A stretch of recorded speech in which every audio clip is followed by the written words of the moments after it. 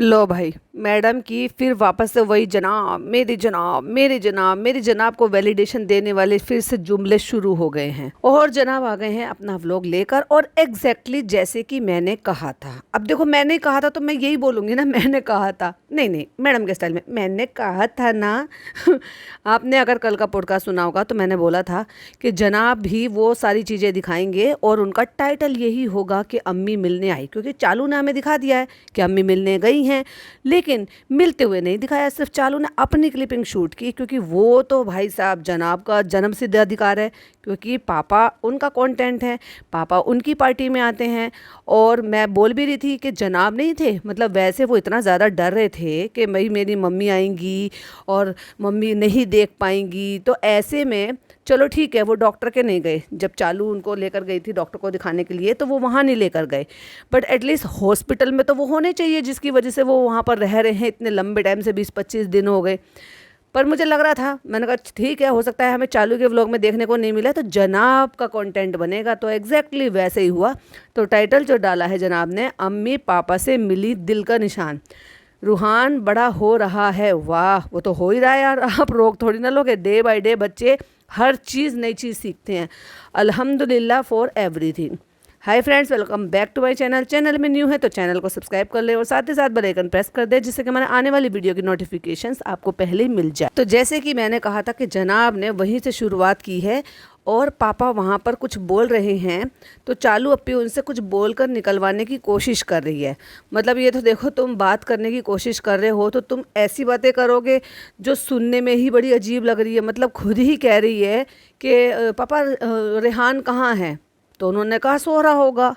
जब रेहान यहाँ पर नहीं है तो तुम पापा से क्यों पूछ रहे हो? और जब तुम्हें पता है कि रेहान कॉलेज गया हुआ है तो तुम ये लाइन पापा से क्यों पूछ रहे थे? कुछ और भी तो बात कर सकते थे। अजीब बात है भाई, चालू अप्पी की और उसकी अम्मी की। खैर, हमें पापा जी की आवाज़ सुनाई दी और चलो दिमाग लगाया जनाब ने। और थोड़ी सी मैं तो ये कहूँगी कि अगर मैंने कहा था कि भाई अकल अगर इनको आ गई है तो बहुत ही अच्छी बात है कि वो नहीं दिखा रहे अपने पापा को, उन्होंने बैक से शूट कर दिखा दिया, आवाज़ उनकी सुना दी। पिछली बार दे भैया को सामने से खड़ा कर दिया था जब मैडम बात कर रही थी, एंड देन दूसरी बार भी दे भैया को खड़ा कर दिया था जब चालू वहाँ पे बात कर रही थी। और अभी क्योंकि अम्मी को और चालू को दोनों को फ्रेम में लेना था तो पापा को बैक साइड से ही कैमरा लेकर खड़ा कर दिया। वही वाली बात है, मैं तो फिर यही कहूँगी, चोर चोरी से जाए हेरा फेरी से ना जाए। बट येस, जो हेरा फेरी की जा रही है वो थोड़ी कम की जा रही है। अच्छा है, नहीं दिखाना चाहिए।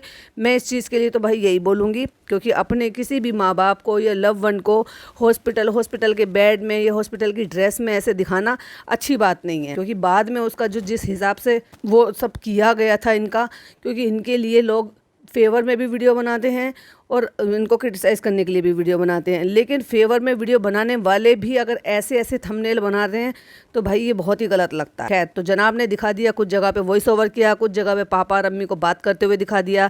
एंड देन बाहर बैठकर जब बातें की हैं तो वो एक लाइन बोल रहे थे, वो बोलते हैं कि अम्मी का बीपी आज भी इतना। तो आज अम्मी पापा से मिली हैं, पापा से बात हुई है, बहुत सारी बातें हुई। तो अल्हम्दुलिल्लाह पापा ने भी थोड़ी बहुत बातें की हैं। कह रहे हैं कि अभी वो थोड़ा अपने मन के हिसाब से बातें करते हैं। भैया अगर वो अपने ठीक हो गए होते तो डॉक्टर डिस्चार्ज नहीं कर देते। तो आज आ गए हैं चालू और अम्मी, और ये भी आ गई हैं, यानी कि डिप्पी मैडम भी आ गई हैं, जो कि जाकर मिलकर आए हैं वेलनेस वालों से। और जनाब को पता ही नहीं है, जनाब कह रहे हैं कि डॉक्टर से मिलकर आए। तब मैडम ने करेक्ट किया है कि नहीं नहीं, हम तो वेलनेस वालों से मिलकर आए। और ये देखो, ये अम्मी आ गई है, ये चालू आ गई। तो थोड़ी सी क्लिपिंग तो भैया इनकी भी दिखानी। यहाँ बैठी है अम्मी, और अम्मी बिल्कुल मुझे एकदम से नॉर्मली लग रही हैं, क्योंकि वो मुझे मतलब जिस तरह से जनाब दिखा रहे हैं, हो सकता है कैमरे पर वो ऐसी ना हो, बट ऑफ कोर्स वो मुझे बिल्कुल ऐसी दिखाई दे रही जैसे वो हमेशा रहती, हंसते मुस्कुराते हुए। जब जब जनाब ने दिखाया है हंसते मुस्कुराते हुए वो दिखाई दी। हालांकि अभी पापा से मिल रही हैं तो और भी ज़्यादा खुश हो गई हैं।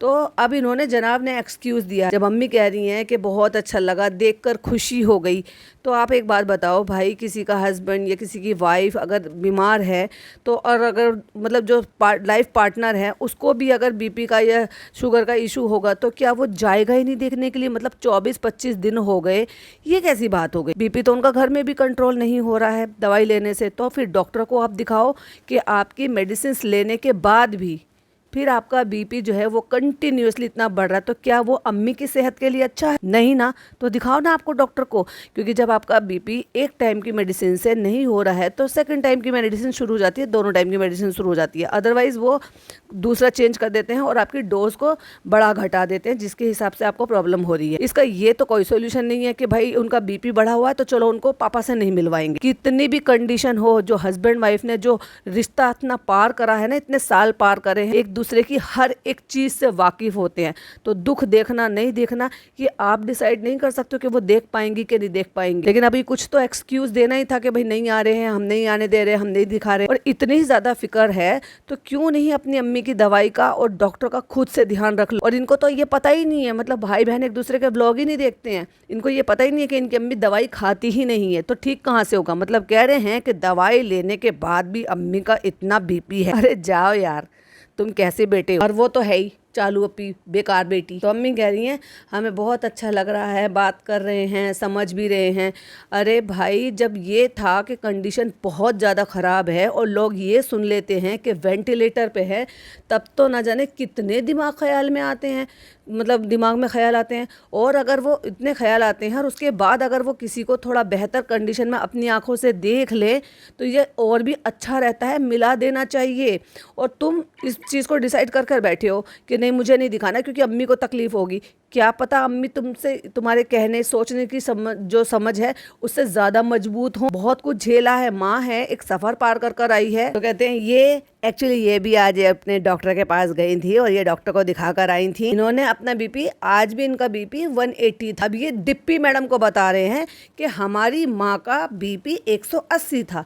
डिप्पी को नहीं पता क्योंकि तुम यहाँ पर रहते हो और फ्लैट पर रहते हो, पर तुम्हारी डिप्पी मैडम तो वो तो घर पर रहती हैं और जस्ट एक फ्लोर ऊपर रहती हैं, और उनको ये पता है कि मेरी मदर इन लॉ का बीपी बहुत ज़्यादा हाई हो रहा है। तो उनको नहीं पता, हाँ वो तो फरिश्ता बहू है, वो तो उनके लिए न जाने कहाँ डिक्की में और सब जगह सोने को रेडी हो जाती हैं। और आज की डेट में उनको ये नहीं पता कि मेरी प्यारी अम्मी का इतना ज़्यादा बीपी हाई हो रहा है, मेरी प्यारी अम्मी इतनी ज़्यादा परेशान है क्योंकि मेरे पापा एडमिट है। तो मैं अपनी माँ, जो मतलब सॉरी मम्मी तो खैर वो है ना, अपनी प्यारी अम्मी जिन्होंने मुझे मम्मी से ज़्यादा प्यार दिया है, तो मैं उनको सपोर्ट करूँ, अपने पास रख लूँ और उनकी दवाई का ख्याल मैं रख लूँ ताकि उनको मैं यहाँ पर तसल्ली दे सकूँ। चालू के साथ और चालू की मंडली के साथ जिनको धेले भर की समझ नहीं है, जो सारे के सारे बचकांड हरकतें करने में लगे रहते, मैडम तो समझदार है, वो तो अपने साथ रख सकती थी। पर देख लो भाई, अगर नहीं रख सकती थी तो आप खुद समझदार हो, समझ जाओ कि इनके रिश्ते फिर अब कैसे हैं। तो जनाब बता रहे हैं डिप्पी मैडम को कि इनका 180 170 था। तो ये यहाँ पे सब लोग बोलते थे ना अम्मी को मिलवा दो, कमेंट तो सारे पढ़ते हैं कि अम्मी को मिलवा दो, अम्मी को मिलवा दो। वो अपनी जगह बिल्कुल सही है, उन्होंने जिंदगी के एक्सपीरियंस लिए हैं। अगर कोई ये बोलता है कि मिलवा दो तो मिलवा देना चाहिए था, खुद की नाक नहीं घुसेड़नी चाहिए। खुद की नाक तो अभी चालू अपी ने भी घुसेड़ी थी ऐसे करके कि इनके फादर इन लोग को 380, जो कि फनी ने एक बार बताया, 450, जो कि फनी ने दूसरी बार बताया, इतना उनका शुगर हाई था। और उसमें उन्होंने 7 खजूर डाल के भाई सब एक मिक्सचर बना के दे दिया कि लो तुम्हारी मीठे की क्रेविंग दूर हो जाएगी, तुम ये खा लो। जहाँ ऐसे पेशेंट को एक सिंगल खजूर भी अलाउड नहीं है, वहाँ 7 खजूर का उनको मिक्सचर बना के दे दिया। अब लोग कहेंगे कि भाई वो थोड़े ना सारा एक साथ में खा जाएंगे, आपको क्या पता खाएंगे कि नहीं खाएंगे। वो इतने जो है खाने के शौकीन है कि इतना बीपी शुगर होने के बावजूद बाहर जाकर रसगुल्ले खाए आते हैं, रबड़ी खाए आते हैं, जलेबी खाए आते हैं, और वो लस्सी भी पी आते हैं और गन्ने का रस भी पी लेते हैं। जब वो अम्मी की सुनते ही नहीं है तो आपको क्या लगेगा, क्रेविंग दूर करने के लिए वो सारी चीज़ें एक साथ या एक दिन में या 2 दिन में नहीं खा जाएंगे। ये अपनी नाक हर जगह घुसेड़ते हैं, इनको पता कुछ होता नहीं है, खुद के डॉक्टर खुद ही बन जाते हैं। कहते हैं अम्मी का बीपी इस दौरान होता है। अरे हस्बैंड और वाइफ जो है जब एज में होते हैं तो उनको बीपी और शुगर दोनों को हो जाते हैं। और जब ऐसी तकलीफ होती है तो पहली बात तो तकलीफ को तो मैं नहीं कहूंगी यहाँ पे, क्योंकि इन्होंने खुद ही इस चीज़ को प्रूव कर दिया कि तकलीफ की वजह से उनका वो बीपी नहीं है, दवाई ना लेने की वजह से उनका बीपी है। अब तो पापा ठीक हैं, पापा से मिल लिए हैं वो, और पापा से मिलकर खुश भी हो गई हैं। पापा की कंडीशन को अपनी आंखों से देख लिया है कि पापा पहले से जो है कंफर्टेबल हैं, बेहतर हैं। अभी भी दवाई नहीं लेंगे तो बीपी तो अभी भी बढ़ा रहेगा, क्योंकि जब तुम्हें कोई तकलीफ है और तुम उसकी दवाई ही नहीं ले रहे हो तो क्या अपने आप ठीक हो जाएगा बीपी। इतना रहा 160 170 180 रहा है, इतना दवाई खाने के बाद भी। क्यों, तुम्हें पता है कि तुम्हारी अम्मी ने दवाई खाई है कि नहीं खाई है? खुद तुम्हारी बहन ने ये पोल खोल दी है कि अम्मी अम्मी दवाई नहीं खाती हैं और जनाब से डर कर कह रही है कि भाई को मत बताना कि मैं दवाई नहीं खाती। वाह भाई, जन्नती बेटा और जन्नती बेटी। कहते हैं आज पापा की कंडीशन ठीक है तो इसलिए हमने बुलवा के मिलवा दिया इन। तो बीपी तो आज भी बढ़ा हुआ था उनका। वो तो अस्पताल के नाम से ही घबराती है, वो तो खुद के अस्पताल जाने से घबरा रही थी। और ये तो भाई कोकिलाबेन हॉस्पिटल है ना।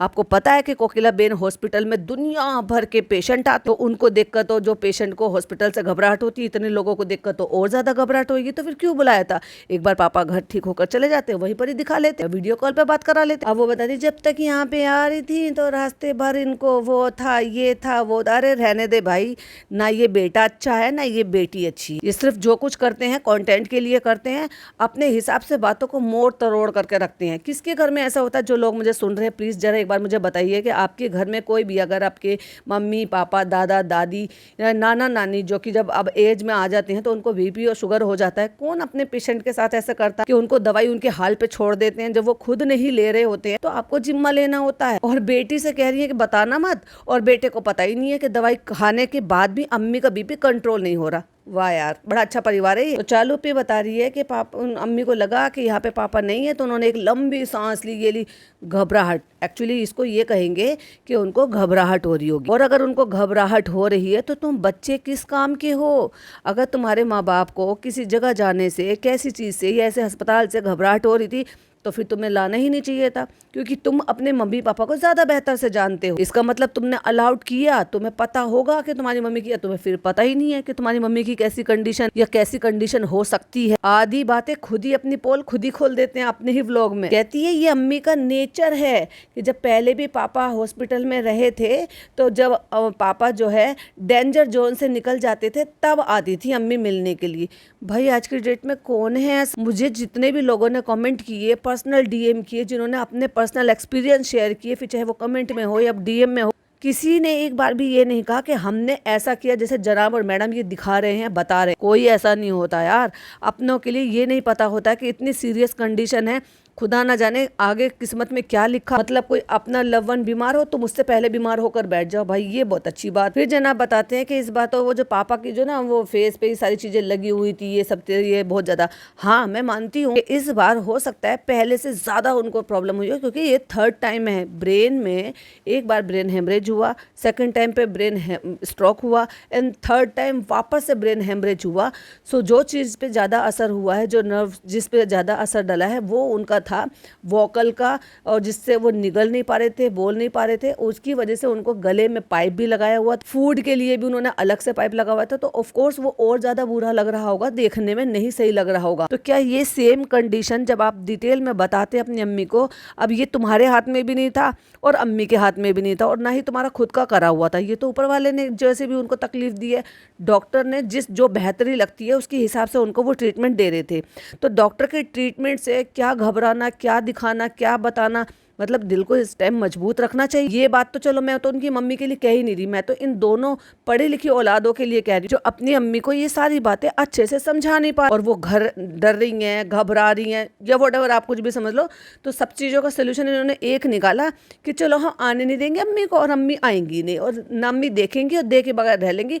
तुम वहाँ पर अपना घर पे पड़े रहो, तस्बीह पढ़ते रहो, बस उम्मीद लगाते रहो कि वो ठीक हो जाएंगे और घर आ जाएंगे। देखो मत। मैं मानती हूँ हॉस्पिटल में ऐसा होता है कि जब अपने लव्वन को, किसी को भी, पापा मम्मी दादा दादी नानी हस्बैंड या वाइफ हो और ऐसी हालात में होते हैं तो उस बात को आपको समझना चाहिए कि यही डॉक्टरी ट्रीटमेंट है कि भाई आपको अगर ये लगाना है या आपको ऑक्सीजन मास्क लगाना है या फिर आपको जो है ये वेंटिलेटर पर रखना है, तो डॉक्टर तो बेहतरी के लिए वो सारी चीज़ें करते हैं। तो जनाब ने और इन्होंने भैया का एक्सक्यूज समझ लिया कि हम मम्मी को इसलिए नहीं बुला रहे और आप सब कमेंट कर रहे थे इसलिए हम नहीं बुला रहे। ये बात तो आप पहले भी बोल सकते थे और इस बात भी अभी भी, अब तो ऐसा कुछ नहीं है, अपना सेपरेट कमरे में हो। अम्मी तो तब भी घबरा रही और बीपी तो अब भी कंट्रोल नहीं हो रहा क्योंकि तुम दवाई ही नहीं दे रहे हो उनको। और इसमें तो मैं तो यही कहूंगी कि चालू तो खैर है ही नालायक, लेकिन अब मैडम क्यों नहीं ध्यान दे रही इस बात पे अम्मी के लिए? जब इतने लंबे टाइम से उनका बीपी इतना फ्लक्चुएट हो रहा है, इतना हाई रह रहा है और वो दवाई भी नहीं खा रही, तो क्या व्लॉग नहीं देखते एक दूसरे? तो चालू बता रही है कि इससे पहले जब भी उनको प्रॉब्लम हुई थी तो वो बात कर पा रहे थे, आंसू आ रहे थे, इस बार वो बात नहीं कर पा रहे थे।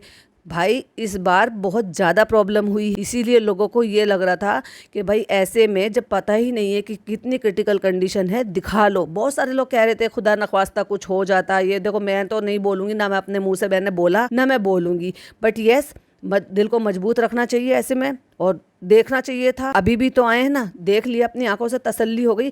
और ऐसे में देखकर और ज़्यादा दुआ करने का दिल में आती है सारी चीज़ें कि नहीं, हम अल्लाह से दुआ करेंगे, इतना ठीक हुए हैं और ठीक हो जाएंगे। कहते हैं अच्छे टाइम पे देखा है, माशाल्लाह पापा जो है ना विजुअली बहुत अच्छे लग रहे हैं। बाकी तो वो धीरे धीरे ठीक हो ही जाएंगे, ये तो है, अच्छा है, बेहतरी के लिए, इंशाल्लाह और अच्छे से हो जाएंगे। हाथ जोड़ जोड़ के कहती है अल्लाह ने इतना ठीक कर दिया है, इतना ही बहुत है। अब मैडम बताती है कि 2 दिन पहले जब मैं मिलने आई थी तो पापा उससे तो आज और भी बेहतर है। और हाथ में मैडम के तस्बीह यानी कि काउंटर नजर आ रहा है। चालू पे कहती है कि आज शेव भी करा लिया है तो और भी अच्छे दिख रहे हैं। और मैडम पता नहीं किससे फोन करके कहती है कि अम्मी और चालू नीचे आ रही है। और उसके बाद जनाब ने फिर अगले दिन शूट करा कि मैं जा रहा हूँ, मैं नहाना धोना आ गया था। फिर अगले दिन शूट करा कि मैं घर आ गया हूँ, मैं होटल में हूँ। फिर अगले दिन शूट करा कि मैं यहाँ पे एडिटिंग पे आ गया हूँ, क्योंकि मुझे 20 तारीख के लिए एक छोटी सी पोस्टर जो है वो रिलीज करना है, वो दिखाना है। उसके लिए एडिटिंग फिर एडिटर से मिला दिया, एक एक दिन की क्लिपिंग शूट कर ली, और वो भी कुछ कुछ सेकंड की, कि बस ऐसे ही व्लॉग बन रहा है। मैं रोज कैमरा उठाता हूँ, छोटी छोटी सी क्लिपिंग शूट कर लेता हूँ। 3-4 दिन से व्लॉग चल रहा है। मैं आ गया हूँ फ्लैट पे, क्योंकि आप सबको पता है कि बिक्कू नहीं है। मैंने क्या कहा था कि बिक्कू नहीं है तो भाई ये अपने काम करेंगे कैसे, क्योंकि बिक्कू के बिना तो ये हिलते नहीं है। सबसे ज्यादा तकलीफ तो भाई साहब इनको ही हो रही होगी इस टाइम, क्योंकि आपको पता है बिक्कू चला गया है तो सुबह की चाय मैं ही बनाता हूँ। तो मैंने चाय बना ली है और मैंने पराठे मंगा लिए हैं, और अब मैं खाऊंगा, फिर उसके बाद जाऊंगा, फिर अगले दिन शूट करूंगा, फिर अगले दिन शूट करूंगा। फिर अगला दिन हो गया है, मैं फिर आ गया हूँ, तो 2 दिन हो गए हैं। रूहान आने वाला है, जब नहीं मिलता तो मुझे अजीब सा लगता है। फिर मैडम आ जाती हैं, मैडम आ गई हैं तो उन्होंने मंगा लिया है क्ले बच्चे से खेलने के लिए। तो कहती है मैडम की फिर चापलूसी शुरू हो गई भाई अपने जनाब को लेके। कहती है वो घर खाली खाली दौड़ता है, आप नहीं होते हो तो आपको देख के घर ना चमक आ जाती है रूहान के चेहरे पर हैं। और डी दादा वो रेगुलर साथ में है, मतलब डी दादा भी तो रह सकते हैं ना यहाँ पर जनाब के साथ, लेकिन मैडम का गुजारा नहीं है भाई डी दादा के भी, क्योंकि छोटा बच्चा है, छोटा बच्चा उन पर हिला हुआ है, उनके साथ कंफर्टेबल है, सब तरह के छोटे मोटे काम करते हैं, और बड़े चालाक है भाई ये दोनों मियाँ बीवी। जब तक उन्होंने बिक्कू को जाने नहीं दिया, जब तक डी दादा उनका रिप्लेसमेंट बनकर आ नहीं गए। मैडम से पूछ रहे हैं कैसा लग रहा है, अभी तबीयत कैसी है? तो मैडम ने कहा वीकनेस है थोड़ी सी। मैडम ने मोबाइल में अपना मोबाइल चलाते चलाते कहा इसके चेहरे पर चमक आ जाती है, चमक नहीं रौनक आ जाती है, तुमसे मिलकर इसके चेहरे पर रौनक आ जाती है। बहुत चिड़चिड़ कर रहा था। अरे बस करो यार मैडम, जो चीज हमें दिखती ही नहीं है उस बच्चे के लिए, बच्चे इतने बड़े बच्चे हो जाते हैं ना भाई साहब, 2-3 साल के बच्चे हो जाते हैं वो तो भाई, और खास तौर से बॉयज तो पापा का पीछा ही नहीं छोड़ते। वो छोटे गुग्गा को देख लो जरा भाई साहब, इतना चालू के ऊपर नहीं रहता जितना अपने पापा के ऊपर लगा रहता। और इतना क्यूट मोमेंट लग रहा था भाई जब वो एक 3-4 दिन बाद, हफ्ते भर बाद आया था, तो कैसे घूर घूर के देख रहा था अपने पापा को। वो बोल रहा था, गोद में था, तो वो बोलते हुए अपने पापा को लगातार टकटकी लगाकर देख रहा था, क्योंकि कई दिन बाद मिला है ना। अब देख लेना, आप देखते रहो, अभी तो जो है दिल्ली दूर नहीं है, जब थोड़ा थोड़ा और बड़ा हो जाएगा, 1 साल का हो गया है माशाल्लाह, फिर 2 साल का हो जाएगा, फिर देखना जरा अपने पापा के साथ कैसा लगा रहेगा वो, जो हमें लव प्यार अफेक्शन जो है ना वो जनाब और रू बेबी में नहीं दिखता। तो हमारा पहला पोस्ट हो रहा है, जब हमारा पहला पोस्ट हुआ था ना तो आप थे नहीं यहाँ पर। अरे भाई बच्चों से क्या बातें करनी चाहिए पता भी है वैसे आपको। कहते हैं आप कहाँ थे? अल्लाह के पास थे आप। भाई ये आदमी क्या है, कब बड़ा होएगा? कौन अपने बच्चों से ये कहता है? अभी तो वो इतना बड़ा भी नहीं है। थोड़े बच्चे जब 8-9 साल के हो जाते हैं ना तो वो खुद ही कहते हैं हम पापा की शादी में क्यों नहीं थे। हर बच्चे ने कहा होगा भाई, ये हर बच्चों ने कहा। फिर आपको अल्लाह ने हमारे पास भेज दिया, और ला आओ डिपे आओ, तुम बटन दबाओ, तुम ये करो। तो अपने जो कल्ब है उसका जो इंस्टाग्राम है, और अपने बाकी सबके इंस्टाग्राम पे भाई साहब एक के बाद एक के बाद एक के बाद एक के बाद सब ने पोस्ट करा। चालू का तो मैंने देखा नहीं, बट इनका जो चालू का एडिटर है उसने भी पोस्ट किया, मैडम ने भी पोस्ट किया, जनाब ने भी पोस्ट, सब पे पोस्ट हुई है वो गाने का जो भी है। तुम ही तो हो मेरी लक्की चाम।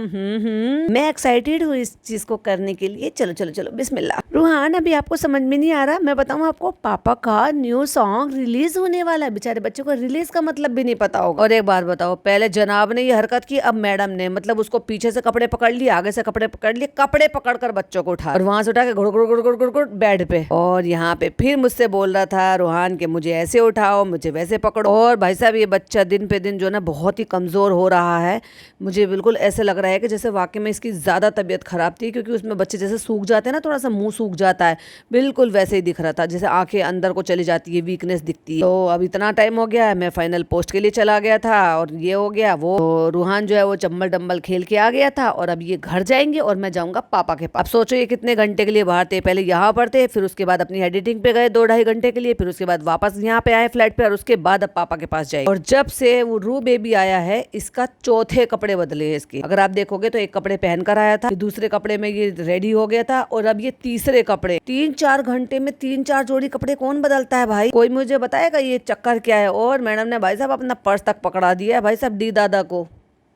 अब सोचो कि अगर वो समीर भाई आए हैं साथ में, समीर भाई नहीं अब्दुल भाई हैं वो, तो समीर भाई तो चालू ने भगा दिए अपने ड्राइवर को, लेकिन फिर भी डी दादा आए हैं मैडम के साथ। मतलब मैडम यहाँ हॉस्पिटल तक भी अकेले नहीं आई है, जबकि ड्राइवर है साथ में। तो चला गया है रूहान माशाल्लाह से, एकदम से बहुत ही ज्यादा समझदार लग रहा था मुझे। 2 दिन नहीं मिले थे, 2 दिन में वो समझदार हो गए। वैसे बच्चे तो भाई साहब हर दिन ही कुछ ना कुछ नया सीखते। कहते हैं इन दिनों कम मिला हूं ना तो गैप हो जाता है, तो गैप में गैप में मतलब वो पर डे कुछ ना कुछ नया सीख लेता है। 2 दिन बाद जनाब को मिलता है, जनाब कहता है ये भी सीख लिया। तो बस सारी चीजों को आपको पता है, पापा की हेल्थ के बारे में भी आपको पता है। 21 तारीख को पोस्टर आया, 20 तारीख को एक्चुअली पोस्टर आएगा। हमें लगा तो हो जनाब तो बड़े अच्छे हो गए भाई, अपने बेटे के बर्थडे पर पोस्टर रिलीज कर रहे हैं। ना ना ना ना, जनाब बहुत सेल्फ ऑब्सेस्ड है भाई, वो अपने बर्थडे पर पोस्टर रिलीज कर रहे। तो ये गाना जो है फिर रिलीज करेंगे इंशाल्लाह मुहर्रम के बाद। तो बहुत दिनों से इसमें लगे हुए थे, फ्राइडे से लगे हुए थे, इसलिए मैंने दाढ़ी बढ़ाई हुई थी, गाने के लिए मैंने दाढ़ी बढ़ाई हुई थी, फिर मैंने अब ट्रिम कर लिया। कहते जैसे मैंने सोचा था इस सॉन्ग को सुनते ही वैसे ही सॉन्ग जो है आया है। अच्छा उसमें क्या लुक रखा है इन्होंने मुझे नहीं पता, लेकिन भाई साहब इन्होंने लुक बहुत ज्यादा छपरी टाइप का रखा है। जेंजी बनने की कोशिश इन्होंने शायद की है, जैसे कि जनाब ने और मैडम ने बताया था कि जेंजी टच है कुछ गाने। लेकिन जो भी हो जैसा भी हो गाना, भाई साहब जनाब तो बहुत खुश है कि मुझे ऐसे ही चाहिए था, यही चाहिए था। आप देखते हैं कि गाना जैसा जब आएगा तब पता चले। फिलहाल तो लोगों को जो धुन है वो अजीब लग रही है, जो दो धुन उन्होंने डाली। तो बस ये अपडेट, और तो कुछ ज्यादा है ही नहीं। जल्दी मिलते हैं इंशाल्लाह। और उसके बाद भी 3 मिनट की वीडियो अभी भी रह गई थी, तो ऐसे 3 मिनट में क्या बोल दी। और फिर प्रमोशन कर दिया इंस्टाग्राम का, जो इनका कल्प प्रोडक्शन है उसका, कि ये पेज है, इसको लाइक कर लीजिए, फॉलो कर लीजिए। बात इन्होंने अब बताई। तो जनाब ने बताया कि रब ने मिलाई धड़कन जब रिलीज हुआ उसके बाद ही डिप्पी का मिसकैरेज हो गया, जबकि ये तो व्लॉगिंग करते थे। इन्होंने एक सिंगल टाइम भी, जब सोचो जब चालू अपी का ये सारी चीज इन्होंने कंटेंट बनाया है, दिखाया है, पर क्या किसी ने, अगर इनको शुरू से फॉलो कर रहे हैं उस टाइम से, तो क्या किसी ने ये बताया है या देखा था, ये सुना था, या इन्होंने इस बात को बोला था कि ऐसा कुछ हुआ है, या ये इमोशनल एलिमेंट डालने की कोशिश कर रहे हैं। कहते ये रहा, फिर वो एक चीज थी, मैंने बहुत उम्मीद लगाई हुई है, देखकर तो बहुत अच्छा लग रहा है। फिर चालू की शादी हो गई, फिर डिप्पी ने फिर से कंसीव कर लिया। एक बात बताओ, कंसीव करते हैं तभी तो वो बाद में मिसकैरेज होता है। तो कंसीव करने की कोई भी किसी भी तरह से कोई खुशी नहीं थी, और मिसकैरेज का कोई दुख यार किसी ने कोई इन्फॉर्मेशन नहीं दी थी। देखो भाई मेरी तो जानकारी में नहीं है, किसी को अगर याद हो कि रब ने मिलाई धड़कन के आसपास के जो इनके व्लॉग है इन्होंने ये चीज मेंशन करी है, तो प्लीज मुझे जरूर बता देना, क्योंकि मुझे याद नहीं है बिल्कुल। और ये बता रहे हैं कि इतना गैप क्यों हुआ, कि जब पहले गाना आया तो फिर उसके बाद वो जो है ऐसा मिसकैरेज हो गया, फिर चालू की शादी हो गई, फिर डिप्पी ने कंसीव कर लिया, फिर ऐसे हो गया वैसे हो गया, और हम इन सारी चीजों में बिजी हो गए, इसलिए हम 4 साल तक उस पर कुछ नहीं डाल पाए। अरे जनाब रहने दो यार। और फिर जनाब बताते कि यस वो भी नहीं हो पाया, इतना लंबा गैप हो गया। यस कुछ स्टोरी पर भी वर्क चल रहा है, तो हो सकता है कि हमें इनके प्रोडक्शन में कुछ स्टोरीज भी देखने को मिले, शॉर्ट मूवीज टाइप की ऐसी स्टोरी शायद देखने को मिलेगी। जैसे जनाब ने अभी स्टोरी बताई है कि हमने क्यों काम नहीं करा था, क्योंकि इसलिए नहीं करा था कि जब पहले गाना आया था उसके बाद डिप्पी का मिसकैरेज हो गया, एंड देन उसके बाद फिर चालू की शादी हो गई, एंड देन उसके बाद फिर वापस से कंसीव कर लिया, एंड देन उसके बाद फिर हम बिजी हो गए, फिर हमने भूल गए, हम कल्ब का बल्ब जलाना भूल गए, और बार बार बस यही कह रहे हैं, बस देखिएगा और बस देखिएगा, प्लीज प्लीज प्लीज हमारा गाना देखना। गेट लॉस करने के बाद अब हम वापस से अपने ट्रैक पे आ गए हैं कि प्लीज प्लीज प्लीज अब हमारा गाना देखना। जैसे भी होगा आप अपने रिव्यूज दीजिएगा, अच्छे या बुरे। अब देखो भाई जनाब ने बोला है ये बात कि आप अपने रिव्यूज दीजिएगा, और मैं तो रिव्यूज ही देती हूँ। अच्छा होगा तो अच्छे रिव्यूज दे दूंगी, और अगर ऐसा लगा तो ऐसे रिव्यूज दे दूंगी। कहते हैं जैसे भी लगे, कोई मैटर नहीं करता, बस रिव्यूज देते रहिएगा। तो ये जनाब का व्लॉग था और ये मेरा पॉडकास्ट था। आई होप आपको पसंद आया। वैसे तो देखो जनाब बार बार कह रहे हैं रिव्यूज दीजिएगा, रिव्यूज दीजिएगा। लोगों ने रिव्यूज ही दिया था, इन्होंने लोगों को गेट लॉस कर दिया। बताओ, लोग गेट लॉस्ट हो गए, वापस से रिव्यूज देने के लिए कह रहे। पता नहीं भाई साहब, अल्लाह मालिक है। चलिए फिर मिलती हूँ एक और नई वीडियो में। टिल देन बाय बाय, अल्लाह हाफिज, टेक केयर।